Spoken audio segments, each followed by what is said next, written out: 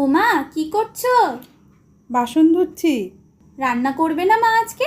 করব, আনাজপাতি আগে কেটে নিয়ে তারপর রান্না করব। কি রান্না করবে গো মা আজ? তোর প্রিয় ধনেপাতা বাটাটা আজ করবো রে। মা, আমাকে আজকে একটু শিখিয়ে দেবে? দেবো, দাঁড়া, চচ্চড়িটা আগে বসিয়ে দিই। এগুলো কিসের ডাটা মা?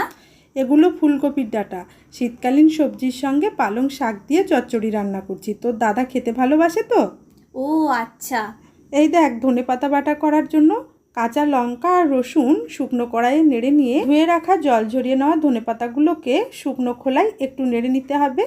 তারপর ঠান্ডা হয়ে গেলে শিলপাটায় ভালো করে বেটে নিতে হবে। বেটে নেওয়ার পর পরিমাণ মতো লবণ, মানে স্বাদ মতো লবণ আর সর্ষের তেল দিয়ে ভালো করে মেখে নিয়ে গরম ভাতের সঙ্গে সার্ভ করা যাবে। তাই মা, এত সহজ ধনেপাতা বাটা? হ্যাঁ রে, তুই খেতে পছন্দ করিস তাই রান্নাটা করলাম। খেতে কিন্তু খুব সুন্দর হয়।